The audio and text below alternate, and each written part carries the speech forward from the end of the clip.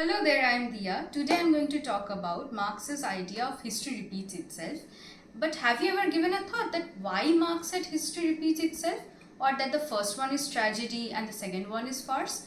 To know about why Marx gave this idea or concept, you have to know about the underlying history of the French Revolution.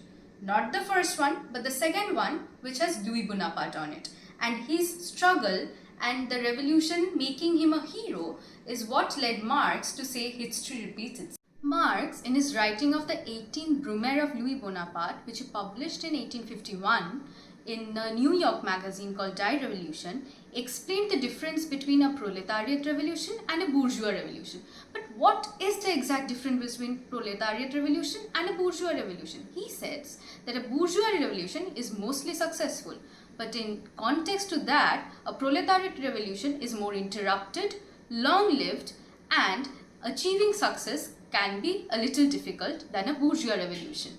He traces the reign of Louis Bonaparte from 1848 to 1851. Marx traced his writing from 1848 to 1851.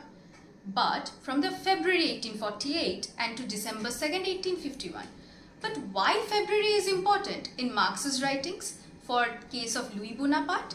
It is because it was the last time there was a monarchical rule in France. Louis Philippe was then abdicated from his throne and with the help of petty bourgeois, the Democrats, which Marx called, the Republicans, and the working class, what he calls as proletariats. Everyone emerged for reigning and for establishing a democratic order in society. After the revolution became successful, with a large number of proletariat joining hands with the bourgeois in this revolution, they all formed a provisional government. Nobody claimed a right on the seat of the government, but everyone formed an interim government for the brief period. And interestingly, this is the time when the proletariat and the working class group were also given a seat in the parliament. But what really happened after that? When Marx talks about that with the help of the arms of the workers who actually formed this interim government, who were the most affected by this, was overthrown by the group of people who were the bourgeois. But why was this class of working people overthrown from their power or stripped off from their power? Marx puts forward the reason. It is, Marx said, that these people started questioning the social problems, the more prominent problems in society. And when they started posing these problems, that created a rift between the bourgeois and the proletariat again. So this is the reason they were not given a proper prominence in the proper governmental functions in the later stage of the period, which formed not an interim government this time, but a proper functioning government. So after this working class of people, commonly known as Paris proletariat, when they were not given their proper functioning and not given their proper power, which they deserved, started revolutionizing against these group of people who actually formed a government without them this time, the bourgeois republic. This Paris proletariat was called as a party of anarchy fixated against the party of order, which included the middle class people, the elite group people, the clergymen, and the business oriented people or the bourgeois. So the Paris proletariat started revolting against these people. They led a June insurrection movement. And with this June insurrection movement, there came the constant butchering and killing of these working class people. Around 15,000 people were led without trial and around 3,000 people were killed during this time. This revolution was spread across all over Europe, which led Marx to believe that the June insurrection or the June insurgency was one of the most prominent working class people revolutionizing against the bourgeois people. But what did the bourgeois people say as the reason against this Paris proletariat people?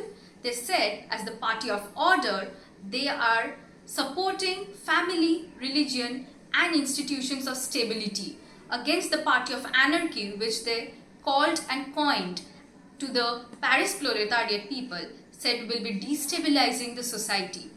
With this advancement of revolution, Louis Bonaparte, the nephew of King Napoleon Bonaparte, came into the picture. he was elected as the head of the government. But what really happened when Louis Bonaparte was elected as the face of the party or elected as the face of the government? He built onto that power. After Louis Bonaparte was elected at the face of the party or the face of the government, he made certain changes in economy. But these sudden and economic changes shook Paris to its core. The people of the Paris, every classes, could not recover from this economic strain. But after all these insurgencies which took place, it really mishandled Louis Bonaparte. He knew that this time he could not be re-elected during a democratic manner. So what did he do to seize his power and to make him again the face of power? He abolished the ballot system. He abolished the ballot system to seize control of his government.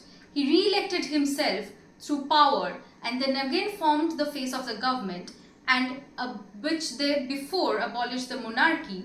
He reinstilled the monarchical system while making him the king of France. So this is the reason it comes to a whole circle that Marx calls history repeats itself. And the first one is a tragedy and the second one is farce.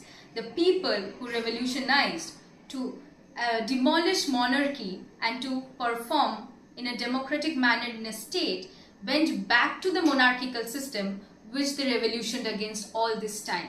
So this is why the 18th Brumaire of Louis Bonaparte comes to a whole circle, and Marx rightly points out that history does repeat itself and it flows through a trajectory. That's all from my end. Thank you for watching and listening to this video.